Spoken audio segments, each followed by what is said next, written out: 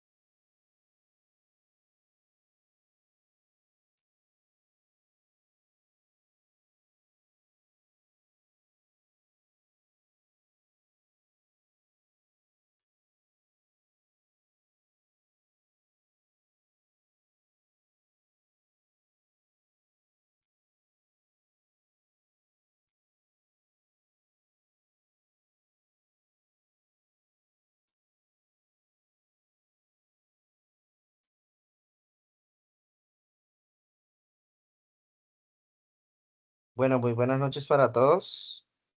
Les doy la bienvenida a la formación virtual de hoy. Eh, Vamos a continuar donde quedamos la clase anterior. En la clase anterior veíamos las leyes de Newton desde la perspectiva teórica, la presentación de esta, la descripción de las tres leyes y nos detuvimos para continuar en la siguiente clase con la siguiente temática. Entonces voy a darle continuidad al proceso de formación donde quedamos. Por favor, me confirman que puedan ver pantalla.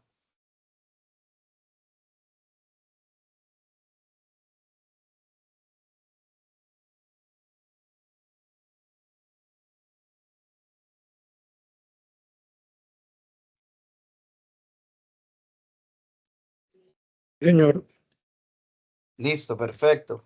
Muchas gracias. Listo, entonces quedamos profe, aquí. ¿Sí?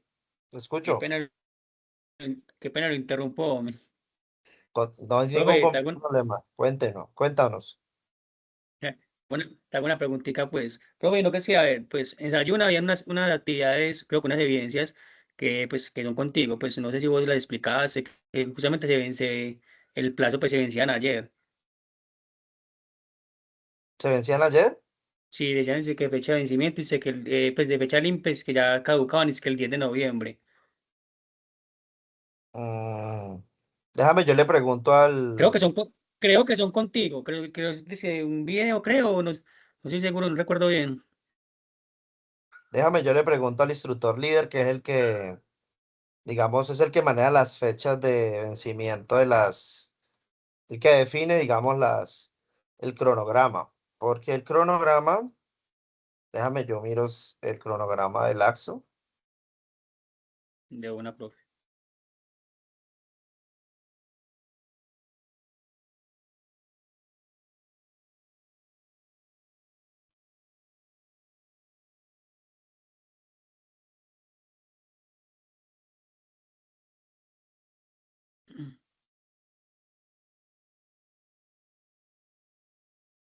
Sí, aquí las tiene definidas unas Ajá, para el 10 de noviembre, para el 10 de noviembre. esas dos, El, profe. vi- el Video, es que video, video es positivo y informe de laboratorio, esas dos. ajá, espérate, miro más acá, aquí, y esto es software, ajá, esto es software, noviembre hasta marzo. Déjame, yo le pregunto, ¿sí? Pues básicamente ahí, en ese caso, pues es hacer un video expositivo. O sea, yo en la primera clase expliqué esta parte, estuvimos viendo videos sobre diferentes tipos de experimentos, ¿no? Los cuales, pues, casi todos tienen movimiento. Entonces, ese experimento, que es un video descriptivo en el cual cada persona hace la demostración de un experimento simple donde pueda explicar las tres leyes de Newton, donde, pues, las leyes que ya vimos. Algunas de estas apuntan al reposo, otras al movimiento. eh, Dentro de esta hay unas variables, las cuales claramente se dijeron en la clase anterior, en la cual definían que, que todas tienen relación, que hay un peso, que es la masa, que hay una distancia, que es donde recorre la masa, que hay una velocidad que es directamente proporcional a las dos, ¿sí? Entonces, básicamente lo que se busca con el video no es, digamos, un laboratorio de física, para nada, sino un pequeño experimento donde puedan demostrar o se pueda mostrar el conocimiento de esas variables. Es decir, que usted me diga masa, entonces, si usted dice masa, ¿a qué se tienen que referir? Por ejemplo.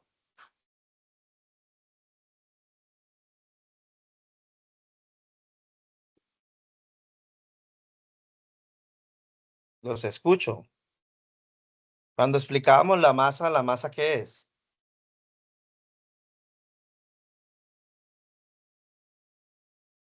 Ni idea de qué es la masa. Ah, ¿O qué? Ni idea, ¿no? es la Bueno, cantidad es la cantidad de materia de un objeto, ¿no? es el peso. Ujú, la cantidad. Volumen. Si ves, la masa es eso. Entonces, cuando el aprendiz ha apropiado los conocimientos, porque puede con seguridad, digamos, decir, bueno, esto tiene una masa de tanto, ¿sí?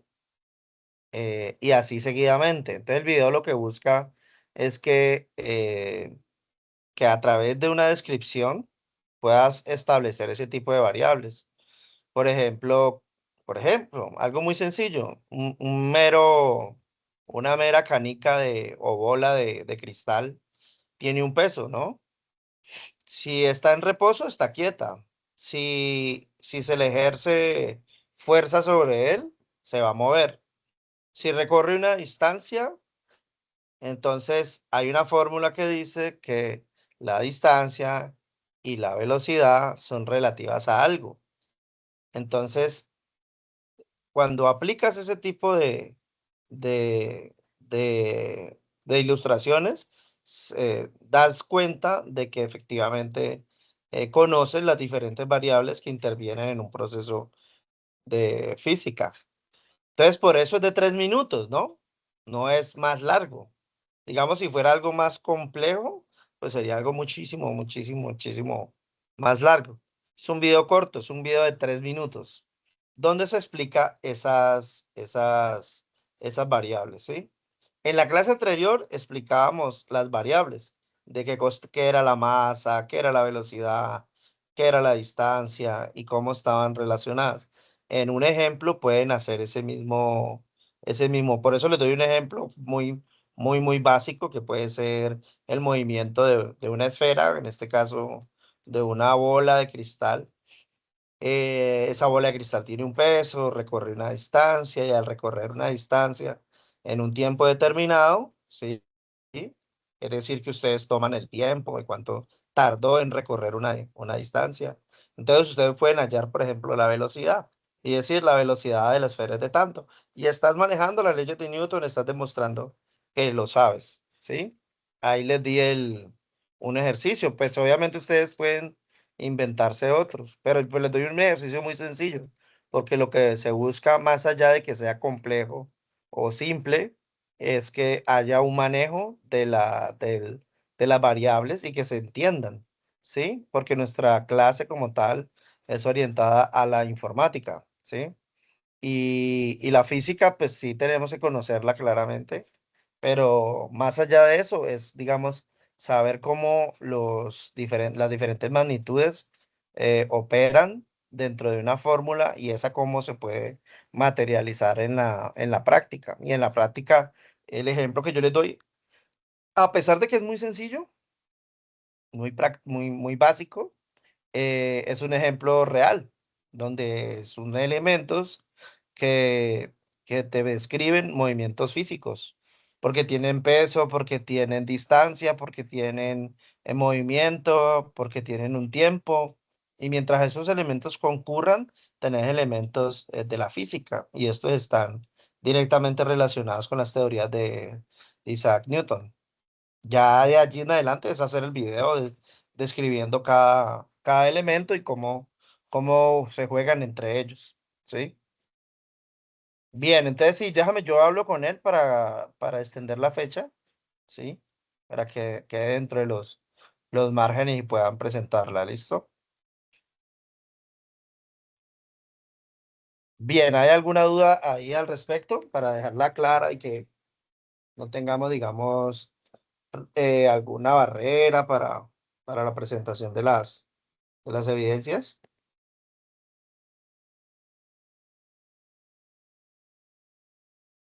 ¿Ninguna? Bueno, listo. Entonces, continuamos. Entonces, tenemos otro tema. Hoy sería conservación de la energía, ¿sí? Conservación de la energía. En la clase inmediatamente anterior veíamos las 3 leyes de Newton Y decimos que por conservación de la energía en cualquier sistema permanece sin variación en el tiempo, la cual puede transformarse en otras formas de energía, demostrando que la energía no se crea ni se destruye.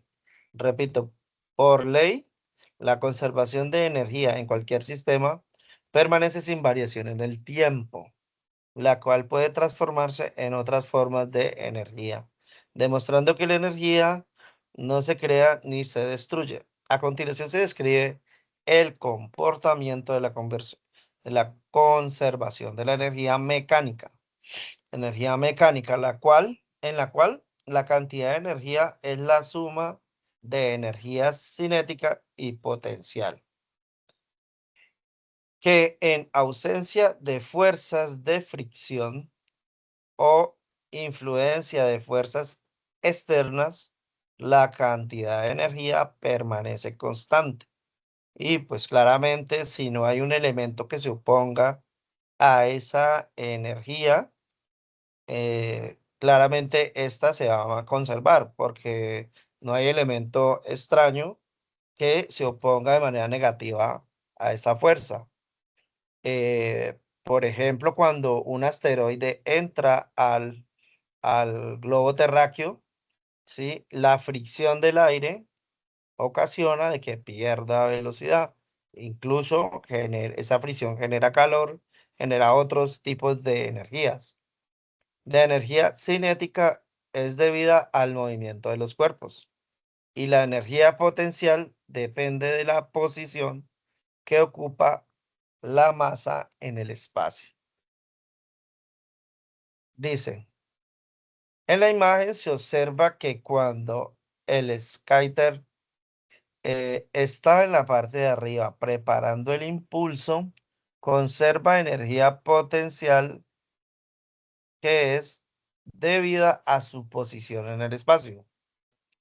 Mientras que cuando inicia a rodar, conserva energía cinética producto de su movimiento. Se puede apreciar que la energía potencial se transforma en energía cinética. Aquí nos muestra el ejemplo del estado de la energía potencial, digamos en los dos puntos máximos, y la energía cinética vendría siendo el recorrido, ¿sí? El recorrido vendría siendo la energía cinética directamente proporcional al movimiento, ¿no? Y cuando hablamos de la energía potencial se debe tomar en un punto, ¿sí? En este caso, en una posición. En estas dos posiciones, es decir, en ese momento, en esa posición, hay una energía potencial. Bien, miremos el video ilustrativo de la energía mecánica.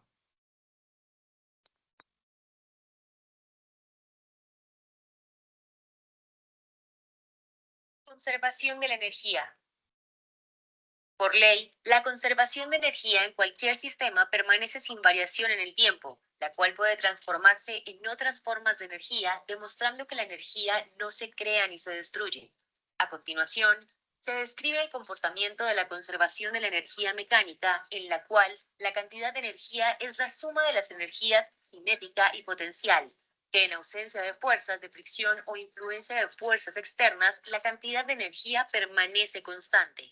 La energía cinética es debida al movimiento de los cuerpos y la energía potencial depende de la posición que ocupa la masa en el espacio. En la imagen se observa que cuando el skater está en la parte de arriba preparando el impulso, conserva una energía potencial que es debida a su posición en el espacio, mientras que cuando inicia a rodar, conserva una energía cinética producto de su movimiento.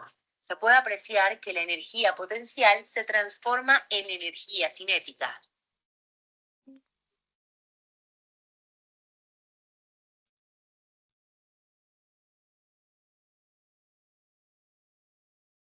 Bien, 4.1. Trabajo efectuado por una fuerza constante variable. El trabajo se identifica por la W. es una magnitud escalar resultado de fuerza que se aplica a un cuerpo para desplazarse a una distancia. Entonces, trabajo es una magnitud escalar resultado de fuerza que se aplica a un cuerpo para desplazarse una distancia D. En este caso, el objeto experimental de la transferencia de energía, en este caso, el objeto experimental experimenta la transferencia de energía, lo cual hace que éste se mueva, ¿sí? Entonces el trabajo básicamente es la unidad de medida que es producto de la fuerza. Entonces, miremos la fórmula. En la fórmula tenemos que la magnitud vectorial y sus componentes, ¿no? Entonces tenemos f de x y f de y, ¿sí? Porque los vectores los medimos a nivel de en el eje x y en el eje y. Y la fórmula, f de x es igual a f por coseno del ángulo. Y en el caso de y, el f de y es igual a f seno del ángulo, ¿sí? En este caso, este símbolo lo interpretamos como el ángulo. Seno de teta se, co- se, se toma como el ángulo. Bien, tenemos aquí. Regálame un segundito.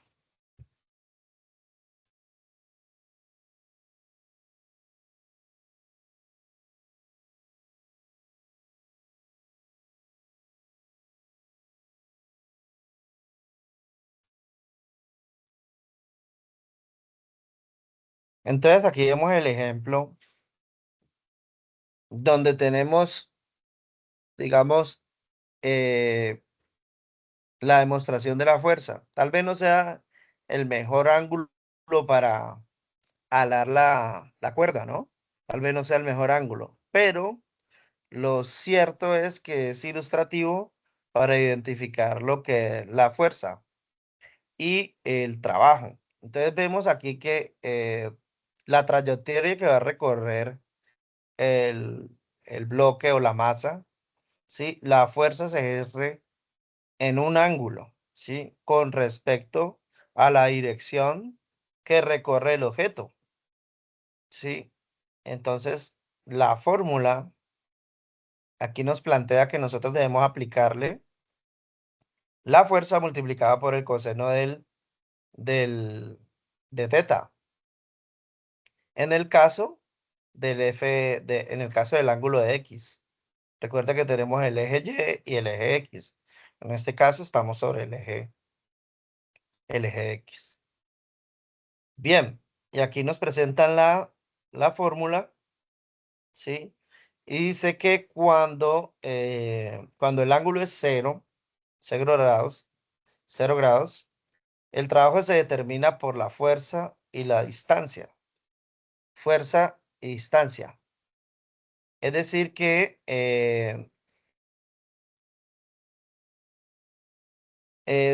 trabajo, es decir, W, es fuerza por distancia.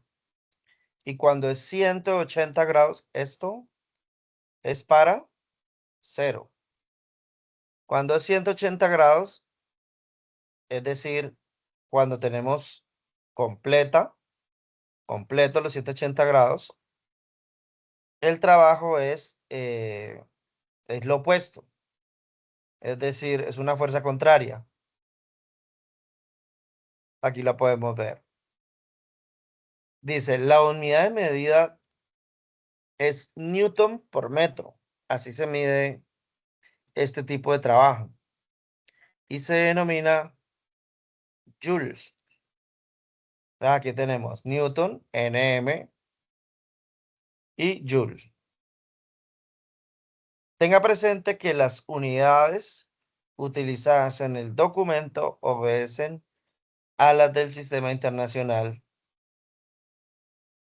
El trabajo efectuado por la fuerza variable resulta por su variación en magnitud, ángulo, posición u otro factor que hace que la fuerza sea diferente a la anterior en un tiempo determinado.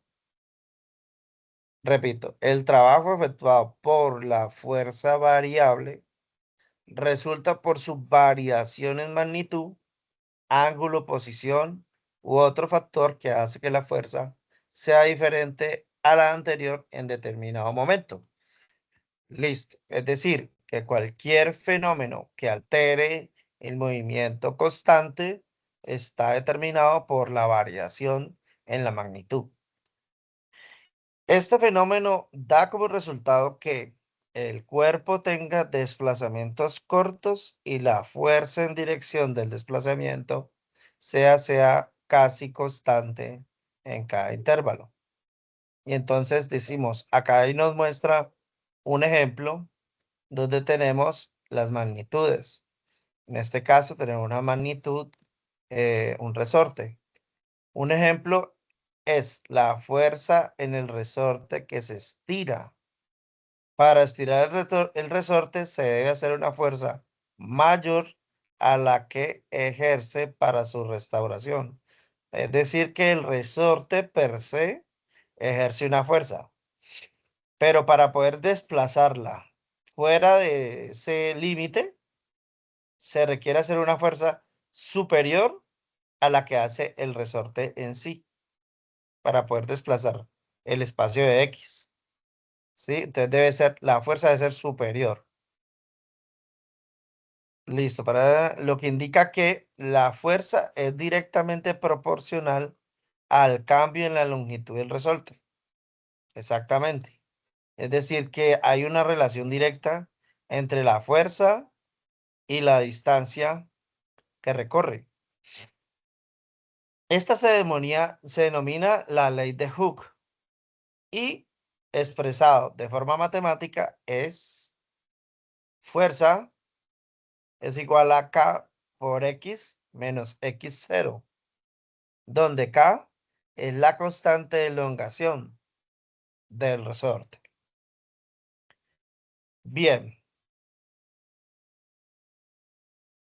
Bien, entonces vemos cómo la fórmula nos presenta el cambio en la elongación. Es decir, se aplica para determinar esta elongación, este espacio recorrido. Bien, energía cinética. Energía cinética, pues como sabemos, está relacionada con el movimiento. Entonces, todo lo que es cinético está relacionado al movimiento. Energía cinética. Con respecto al trabajo, es la relación del movimiento con las fuerzas que intervienen. Es decir, que K es igual a 1 medio M por B al cuadrado, donde la masa, donde M es la masa y B es la velocidad. Entonces aquí vemos el ejemplo donde el, el, el futbolista va a tirar del balón, ¿no? Él tiene una posición inicial potencial, que es esta. Digamos que si fuera más abajo, por aquí, tendría relativamente una energía potencial menor que esta, que está en una mejor posición con respecto al objeto. Y esta energía potencial por el trayecto se convierte en energía cinética para el objeto. Bien. Vamos a ver la termodinámica. Entonces, esta es otra clase de energía. La energía termodinámica se puede transformar en energía mecánica, aplicando también la ley de conservación de la energía, haciendo una acotación que con el aumento de alguno de los tipos de energía debe haber una reducción a alguna de las otras formas de energía. Es decir, que hay una especie de compensación. Esta se encarga del estudio de los cambios de temperatura, presión, volumen en un sistema físico. El término significa calor y dinámica. Hace referencia al movimiento. La termodinámica es el estudio del movimiento desordenado de las partículas. En la termodinámica se establecen 4 principios o leyes. Y aquí vamos a ver estos principios.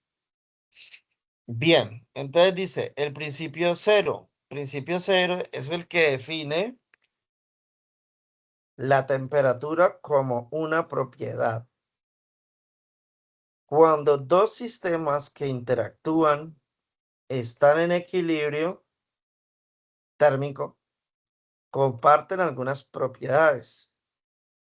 Cuando entra un tercer sistema en equilibrio, la propiedad que comparten es la temperatura. Es la temperatura. Repito, principio cero. Es el que define la temperatura como una propiedad. Cuando dos sistemas que interactúan están en equilibrio térmico, comparten algunas propiedades. Cuando entra un tercer sistema en equilibrio, la propiedad que comparten es la temperatura. Esto se hace cuando se van a, por ejemplo, es necesario cuando se hacen siembra de peces. Los peces vienen de una temperatura en una bolsa y esta se introduce dentro de los lugares donde van a ser sembrados y esa agua está a otra temperatura. Entonces, primero se meten dentro de estas bolsas para lograr ese equilibrio de temperatura, para que no vaya a tener un choque y pues los peces mueran por ese cambio térmico. Entonces, ese cambio térmico afecta la vida. En el ejemplo que les planteo, afecta la vida de los peces. Entonces, el equilibrio de temperatura se logra al homogenizar los dos fluidos. Entonces, tenemos el principio cero de la termodinámica. Luego tenemos el primer principio. Define la energía como magnitud conservativa. Define la energía como magnitud conservativa. La primera ley de la termodinámica afirma que cuando un cuerpo se opone en contacto, perdón, afirma que cuando un cuerpo se pone en contacto con otro cuerpo relativamente más frío, se produce una transformación que conduce a un estado de equilibrio en el que las temperaturas de los dos cuerpos son iguales, ¿sí? Y ese sería el equilibrio. Ahí ya habría equilibrio térmico. Es decir, la temperatura se encuentra homogenizada o en equilibrio. Repito, el primer principio define que la energía como magnitud conservativa. La primera ley de la termodinámica afirma que cuando un cuerpo se pone en contacto con otro cuerpo relativamente más frío, se produce una transformación que conduce a un estado de equilibrio, en el que las temperaturas de los dos cuerpos son iguales. Bien. 5.1. Permítame, yo veo algo acá. Ya, acá en la primera tenía otra información por acá. Me regreso al principio cero. 5.1. Parámetros termodinámicos fundamentales. Los parámetros termodinámicos son magnitudes físicas de carácter macroscópico que se puede medir en un sistema termodinámico. La temperatura del sistema y el campo magnético presente son parámetros termodinámicos, mientras que la velocidad o la oposición a alguna de las partículas que conforman el sistema no lo son. Dado que los parámetros termodinámicos del sistema están especificados por el estado termodinámico en que se centra el sistema. También recibe el nombre de variables de estado o funciones de estado. Variables térmicas. Toda sustancia por encima de los 0 Kelvin, que es la medida de temperatura, emite calor. Si dos sustancias en contacto se encuentran a diferente temperatura, una de ellas emitirá más calor y se calentará a la más fría. El equilibrio térmico se alcanza cuando ambas emiten y reciben la misma cantidad de calor o que iguala su temperatura. Variables termodinámicas.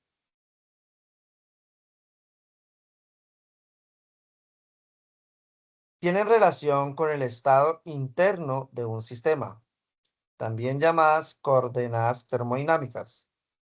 Y entre ellas, la más importante son la masa, el volumen, la densidad, la presión, la temperatura y la constante de proporcionalidad. K. Propiedades intensivas. Son aquellas que no dependen de la cantidad de sustancia o del tamaño del sistema, por lo que cuyo valor permanece inalterable al subdividir el sistema inicial en varios subsistemas. Por este motivo, no son propiedades aditivas. Variables intensivas. Valor que depende de la cantidad o proporción del sistema que se considera para el análisis. Por ejemplo, masa, volumen, número de moles, entre otros. Propiedades extensivas. Depende de la cantidad de sustancias del sistema. Son recíprocamente equivalentes a las intensivas. Algunos ejemplos de propiedades extensivas son masa, volumen, peso, cantidad de sustancia, energía, entropía, entalpia. Estado de un sistema. Un sistema que puede describirse en función de coordenadas termodinámicas se llama sistema termodinámico. Y la situación en la que se encuentra definido por dichas coordenadas se llama estado del sistema. Clasificación de los sistemas termodinámicos se debe al grado de alistamiento del entorno y se describe a continuación. Sistemas abiertos.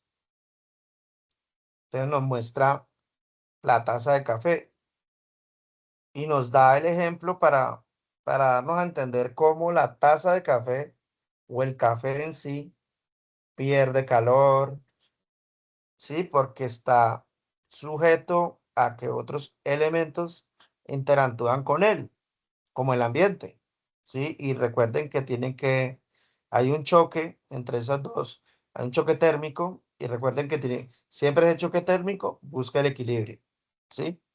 Entonces aquí va a buscar el equilibrio. Sistemas abiertos, aquellos que intercambian libremente energía y materia con su entorno. como lo hacen la mayoría de los sistemas conocidos en la cotidianidad. Por ejemplo, un auto, uno le entrega combustible y él devuelve al ambiente gases y calor. Sistemas cerrados, y nos muestra los globos. Sistemas cerrados, aquellos que intercambian energía con su entorno, pero no materia. Es lo que ocurre cuando un envase cerrado, como una lata, cuyo contenido es invariable, pero pierde calor con el tiempo, disipándose en el aire alrededor. Sistemas aislados, como podemos ver, está aislado térmicamente. Este parece para mantener el calor. Sistemas aislados, aquellos que hasta cierto punto no intercambian energía ni materia con el entorno. Y miren que hace la salvedad de cierto punto, porque efectivamente está aislado, para tratar de mantener el calor, pero de todas maneras está teniendo una transferencia de calor con otro elemento. Y cuando choca, los dos elementos van a buscar ese equilibrio. Digamos que con el tiempo, eh, ese choque buscará un equilibrio y ese equilibrio tenderá a no haber calor, debido a que el ambiente que rodea al, al, al contenedor, es frío o es temperatura ambiente. No existen los sistemas perfectamente aislados, claro está, pero sí hasta cierto grado. Un termo que contiene agua caliente preservará su temperatura durante un rato, lo suficiente como para conservarse aislado durante un tiempo. Un sistema está equilibrado, un sistema está en equilibrio termodinámico si es capaz de experimentar espontáneamente algún cambio de estado o proceso termodinámico cuando está sometido a las condiciones de su entorno. Y vamos a ver un video corto sobre sistemas abiertos.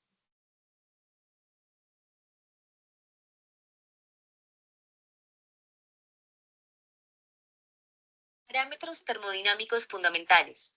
Los parámetros termodinámicos son magnitudes físicas de carácter macroscópico que se pueden medir en un sistema termodinámico. La temperatura del sistema y el campo magnético presente son parámetros termodinámicos, mientras que la velocidad o la posición de alguna de las partículas que conforman el sistema no lo son, dado que los parámetros termodinámicos del sistema están especificados por el estado termodinámico en que se encuentra el sistema. También reciben el nombre de variables de estado o funciones de estado. Variables térmicas. Toda sustancia por encima de los 0 Kelvin menos 273,15 grados centígrados emite calor. Y dos sustancias en contacto se encuentran a diferente temperatura, una de ellas emitirá más calor y calentará a la más fría. El equilibrio térmico se alcanza cuando ambas emiten y reciben la misma cantidad de calor, lo que iguala su temperatura. Variables termodinámicas. Tienen relación con el estado interno de un sistema, también llamadas coordenadas termodinámicas, y entre ellas las más importantes son la masa m, el volumen v, la densidad, la presión P, la temperatura T y la constante de proporcionalidad K. Propiedades intensivas. Son aquellas que no dependen de la cantidad de sustancia o del tamaño de un sistema, por lo que cuyo valor permanece inalterable al subdividir el sistema inicial en varios subsistemas. Por este motivo, no son propiedades aditivas. Variables intensivas. Valor que depende de la cantidad o porción del sistema que se considera para el análisis. Por ejemplo, masa, volumen, número de moles, entre otras. Propiedades extensivas. Dependen de la cantidad de sustancias del sistema. Son recíprocamente equivalentes a las intensivas. Algunos ejemplos de propiedades extensivas son la masa, el volumen, el peso, cantidad de sustancia, energía, entropía, entalpía, etc. Estado de un sistema. Un sistema que puede describirse en función de coordenadas termodinámicas se llama sistema termodinámico, y la situación en la que se encuentra definido por dichas coordenadas se llama estado del sistema. La clasificación de los sistemas termodinámicos se debe al grado de aislamiento del entorno y se describen a continuación. Sistemas abiertos. Aquellos que intercambian libremente energía y materia con su entorno, como hacen la mayoría de los sistemas conocidos en la cotidianidad. Por ejemplo, un auto. Uno le entrega combustible y éste devuelve al ambiente gas y calor. Sistemas cerrados. Aquellos que intercambian energía con su entorno, pero no materia. Es lo que ocurre con un envase cerrado, como una lata, cuyo contenido es invariable, pero pierde calor con el tiempo, disipándose en el aire alrededor. Sistemas aislados. Aquellos que, hasta cierto punto, no intercambian energía ni materia con el entorno. No existen los sistemas perfectamente aislados, claro está, pero sí hasta cierto grado. Un termo que contiene agua caliente preservará su temperatura durante un rato, suficiente como para conservarse aislado durante un rato. Un sistema está en equilibrio termodinámico si es incapaz de experimentar espontáneamente algún cambio de estado o proceso termodinámico cuando está sometido a las condiciones de un entorno.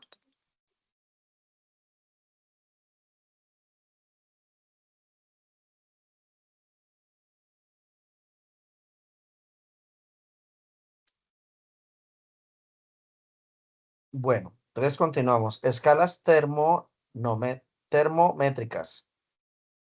Es decir, que métricas es derivado de medidas y termo de temperatura. La temperatura es una magnitud física escalar que indica el grado de agitación de las moléculas de un cuerpo. Es decir, que el movimiento de las moléculas genera calor. En este caso, agitación lo podemos cambiar por movimiento. Mientras mayor es el movimiento de las moléculas del cuerpo, perdón, mayor será su temperatura. Quiere decir que la temperatura del cuerpo es proporcional al movimiento de las moléculas que lo conforman. Esto es lo que hace el microondas. Cuando nosotros introducimos material biológico dentro del microondas, el microondas a través de ondas que atraviesan ese material biológico pone y somete a vibración esas moléculas, logrando que ellas rocen entre sí y calientan el alimento. En este caso, pues cualquier material biológico. Las escalas termométricas son usadas para medir las temperaturas de los cuerpos.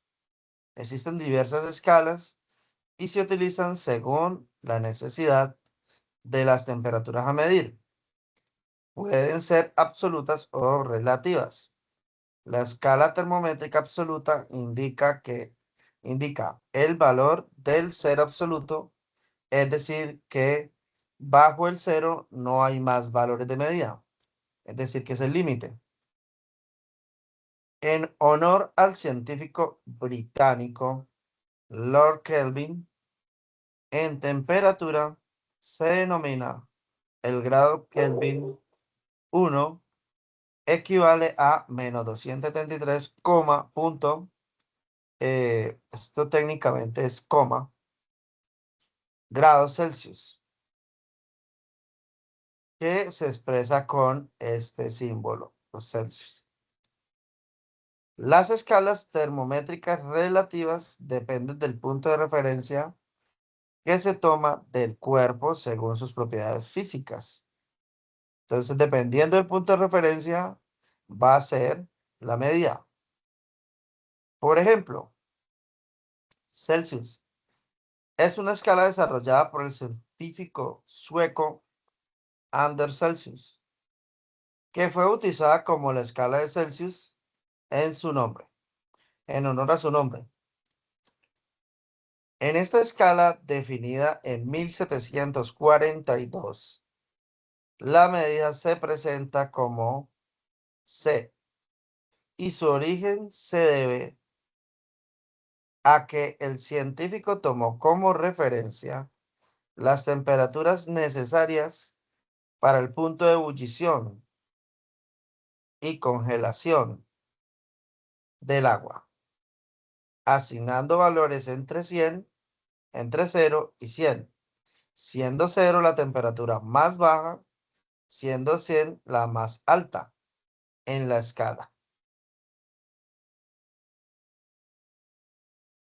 Dice, en la escala establecida por el científico Lord William Thomson Kelvin, el incremento de 1 Kelvin equivale a 1 centígrado, que es lo que se conoce como escala métrica absoluta. 0 Kelvin equivale a menos 273 centígrados o a 4590 menos 4590 Fahrenheit.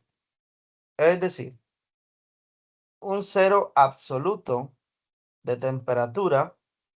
Debajo de esa temperatura no se puede lograr descender más. Esta escala es comúnmente utilizada para los estudios científicos, mientras que para el resto de sus usos domésticos y clínicos se elige la escala de Celsius y Fahrenheit. Bien, en ese orden. Miremos Fahrenheit.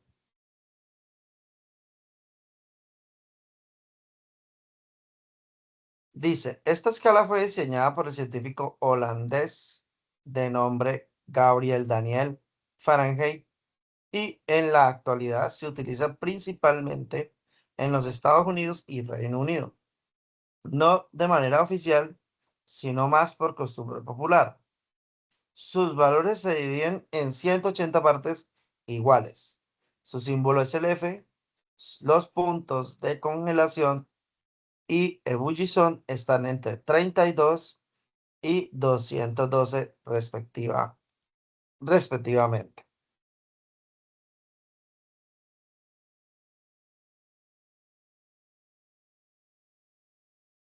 Procesos termodinámicos. Son los procesos de cambio o evolución en las magnitudes o propiedades termodinámicas en los cuerpos, a los sistemas que lo componen.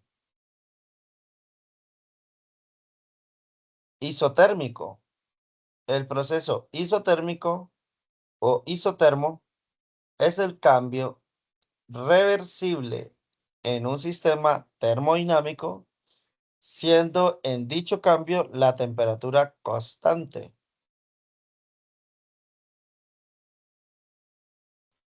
Es constante. Una curva isoterma es una línea que sobre un diagrama representa los valores sucesivos de las diversas variables de un sistema en un proceso isotermo. La isotermas de un gas ideal en un diagrama P-B, llamado diagrama de Clapeyron, son hipérbolas equiláteras, cuya ecuación es P por B es igual a T, donde T es constante. Ya vimos que T es calor.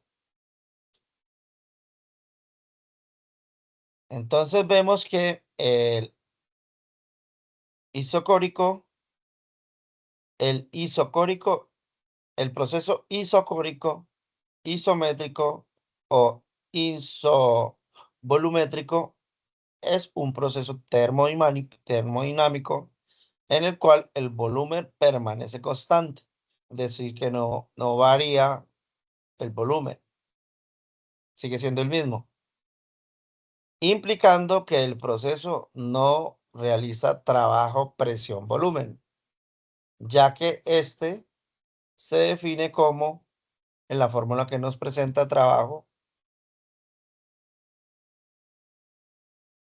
Vamos a la siguiente. Entonces aquí nos presenta la imagen, peso, y donde tenemos el peso, tenemos el pistón que oprime el gas. ¿Sí? A medida que se oprime más o menos, genera calor. ¿Sí?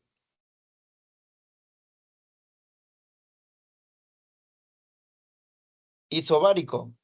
El isobárico es un proceso termodinámico en el que la presión se mantiene constante. Aquí vemos la fórmula. El calor transferido al sistema realiza trabajo, pero también cambia la energía interna del sistema. Y aquí vemos la presión, la temperatura. Bien.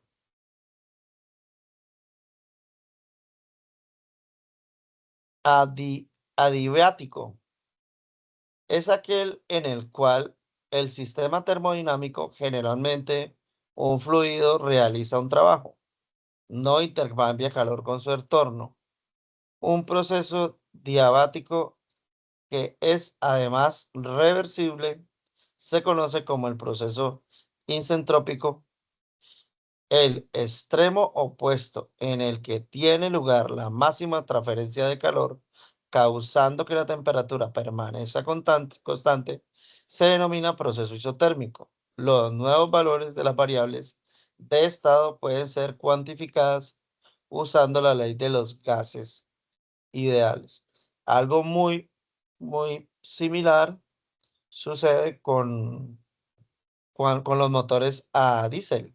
Ellos trabajan por presión y los motores a diésel a mayor presión generan calor y ese combustible explosiona. En este caso, pues es exactamente lo opuesto debido a que hay calor y pues el contenido es un elemento que es inflamable. El magnetismo es un fenómeno físico por el que los objetos ejercen fuerzas de atracción o repulsión sobre otros materiales. Ejemplo, estos son imanes.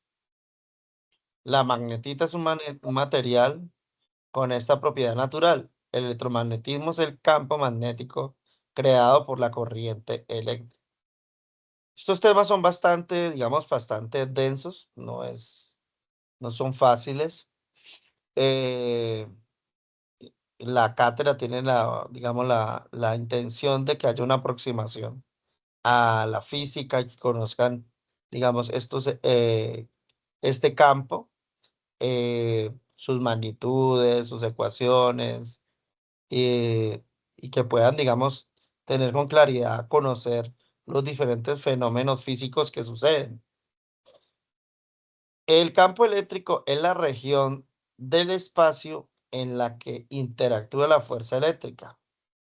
Entonces, el campo sería el espacio, ¿sí? Entonces, a cierta distancia puede haber un campo, pero a una distancia superior, ese campo ya disminuye. Es un campo físico que se representa por medio de un modelo que se describe la interacción entre cuerpos y sistemas con propiedades de naturaleza eléctrica. Es un campo vectorial en el cual la carga eléctrica puntual del valor que sufre los efectos de la fuerza eléctrica F, dada por la siguiente ecuación. F es igual a Q por E, donde Q es la carga eléctrica expresada en Columbus. Y aquí nos expresa el campo eléctrico. ¿Sí? Es el campo eléctrico, es todo el espectro donde fluye los electrones. Entonces aquí tenemos el ejemplo. Bien, aquí termina. Oscilaciones y ondas. Aquí vemos la gráfica, cómo es las oscilaciones y las ondas. ¿Sí? Se denomina oscilación a una variación, perturbación o fluctuación en el tiempo de un medio o sistema. En física, química e ingeniería es el movimiento repetido en torno a una posición central. ¿Sí? Entonces la posición central, pues es esta. ¿Sí? La podemos ver. Y pues hay un movimiento, pero siempre ese movimiento está dado por esta posición central o posición de equilibrio. El estudio de las oscilaciones también se utiliza como punto de partida para describir las ondas. Una onda consiste en la propagación de una perturbación de alguna propiedad del espacio, por ejemplo, la densidad, la presión, el campo eléctrico, campo magnético, implicando un transporte de energía sin transporte de materia, implicando un transporte de energía sin transporte de materia. El espacio perturbado puede contener materia, aire, agua, etcétera. Es decir, porque se propaga en el espacio. Bien, aquí hemos terminado con el séptimo punto, oscilaciones. Muy bien. Tan, tan, tan. Súper bien. Súper bien. Ya podemos entonces, ya aquí habríamos terminado física. Y entonces ya podemos concentrarnos en la siguiente clase en lo que tiene que ser la práctica de los, de los posibles ejercicios de laboratorio, ¿sí? Posibles propuestas. En eso podemos entrar la siguiente clase para que, digamos, no sea tan complejo el asunto. Realmente no lo dimensionen de esa manera. Entonces, en la próxima clase vamos ya a tratar ese punto como tal y voy a comunicarme con el instructor líder para que nos abra el espacio un poco más amplio. ¿Listo? Voy a abrir el espacio para cualquier duda, pregunta o sugerencia que se tenga en torno a la sesión virtual o a la evidencias o a cualquier punto que ustedes consideren pertinente. Levantan la mano si desean cualquier aporte o cualquier pregunta, duda, sugerencia. Y en ese orden los vamos contestando. Felipe, te doy la palabra, te escuchamos.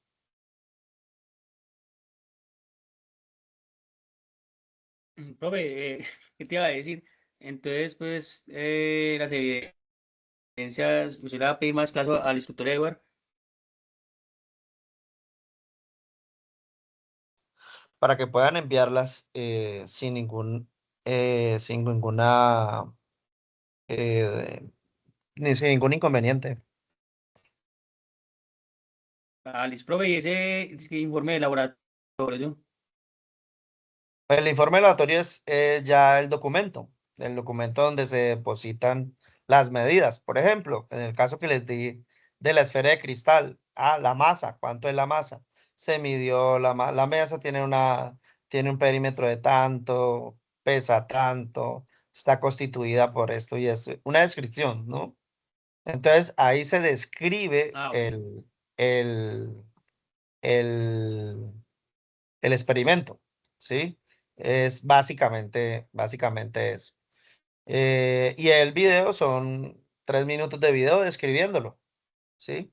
No es nada O complejo. sea, prácticamente, pues, usted en el informe describirá lo que hizo en el video, por decirlo Exacto, así. claro. Bueno, Claro, pero pues más formal, ¿no? listo. Obviamente cuando uno hace una exposición, pues uno acorta muchas cosas, ¿no? Pues son 3 minuticos Ujú. nomás.